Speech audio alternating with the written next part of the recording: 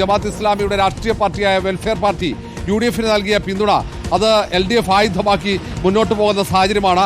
അതിന് മറുപടി പറഞ്ഞ് UDF നേതൃത്വവും അത് ലഘൂകരിക്കാനുള്ള ശ്രമം നടത്തുന്നുണ്ട്. കാരണം ജനകീയ വിഷയങ്ങൾ വഴിതിരിച്ചു വിടാൻ വേണ്ടിയാണ് ഇത്തരം വിഷയങ്ങൾ ആളിക്കത്തിക്കാൻ LDF ശ്രമിക്കുന്നതെന്ന ആക്ഷേപമാണ് UDF കേന്ദ്രങ്ങൾ ഉയർത്തുന്നത്. ഏതായാലും കുടുംബയോഗങ്ങളും അതുപോലെ തന്നെ ഗൃഹസന്ദർശനങ്ങളും സജീവമാണ്.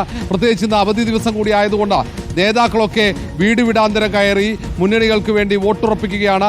UDF ഉജ്ജ്വല വിജയം നേടുമെന്ന് അല്പസമയം മുമ്പ് പ്രതിപക്ഷ നേതാവ് VD സതീശൻ പറഞ്ഞു. അതുപോലെ തന്നെയാണ് LDF നേതൃത്വവും പറയുന്നത്.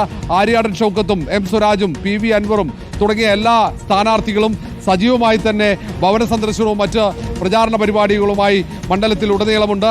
ഇനി ഏതാണ്ട് 3 പകൽ മാത്രമാണ് സജീവമായ പ്രചാരണം. അതിനപ്പുറത്തേക്ക് പോളിംഗ് ബൂത്തിലേക്ക് നിലമ്പൂരിലെ വോട്ടർമാർ പോവുകയാണ്. ആത്മവിശ്വാസം കൂട്ടുന്നുണ്ടോ? പ്രിയങ്കയുടെ പ്രചാരണം എങ്ങനെയാണ്? റാലി, മഴയൊക്കെ ഉള്ള ഒരു പ്രശ്നം കൂടി ഉണ്ടല്ലോ. അപ്പോൾ എന്താണ് പ്രിയങ്കയുടെ പ്രചാരണ രീതി?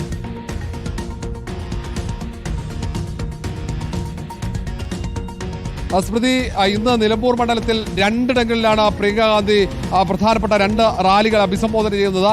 ഇത് രണ്ടും കൃത്യമായി അത് നേരത്തെ തന്നെ പ്ലാൻ ചെയ്തതാണ്. മഴ മുൻകൂട്ടി കണ്ടുകൊണ്ട് തന്നെ അവിടെ വലിയ പന്തൽ ഒരുക്കിയിട്ടുണ്ട്. അതുകൊണ്ട് ഈ റാലിയെ മഴ ബാധിക്കില്ല. ഏതായാലും പ്രിയങ്ക ഗാന്ധിയുടെ സാന്നിധ്യത്തോടെ വലിയ മുന്നേറ്റം UDFന് ഉണ്ടാക്കാൻ കഴിയുമെന്ന് തന്നെയാണ് നേതാക്കളുടെ ആത്മവിശ്വാസം. അതുകൊണ്ടാണ് പ്രിയങ്ക ഗാന്ധിയുടെ പ്രചാരണം അവസാന ഘട്ടത്തിലേക്ക് മാറ്റിയത്. ഇന്ന് കടുവയുടെ ആക്രമണത്തിൽ കൊല്ലപ്പെട്ട വീട്ടിൽ, അവരുടെ ഒരു യുവാവിൻ്റെ വീട്ടിൽ സന്ദർശിച്ച്, അത് വണ്ടൂർ മണ്ഡലത്തിലാണ്. അതിനുശേഷമാണ് പ്രിയങ്ക ഉച്ചതിരിഞ്ഞ് നിലമ്പൂരിൽ 3 മണിയോടെ നിലമ്പൂർ മണ്ഡലത്തിലെ പ്രചാരണത്തിന് തുടക്കമിടുക. 2 പ്രചാരണം മാത്രമാണുള്ളത്. 2 ഇടങ്ങളിലും വലിയ ജനക്കൂട്ടത്തെ എത്തിക്കാൻ നേരത്തെ തന്നെ UDF കേന്ദ്രങ്ങൾ തയ്യാറെടുത്തതാണ്. വലിയ ആവേശമുണ്ട്. അതിനപ്പുറത്തേക്ക് UDFന്റെയും LDFന്റെയും കേന്ദ്രങ്ങളെ ഒരുപോലെ ആശങ്കപ്പെടുന്നത് PV അൻവർ ഏത് വിഭാഗത്തിന്റെ വോട്ട് സമാഹരിക്കുമെന്നതാണ്. അതുമാത്രമാണ് 2 മുന്നണികളും ആശങ്കപ്പെടുന്നത്. അതിനപ്പുറത്തേക്ക് ആത്മവിശ്വാസത്തിന് ഒട്ടും കുറവില്ലാതെ പ്രചാരണം അന്തിമഘട്ടത്തിലേക്ക് നീക്കുകയാണ് മുന്നണികൾ. ശരി, ഋഷിപാലാണ് സമഗ്ര വിവരങ്ങൾ നൽകിയത്.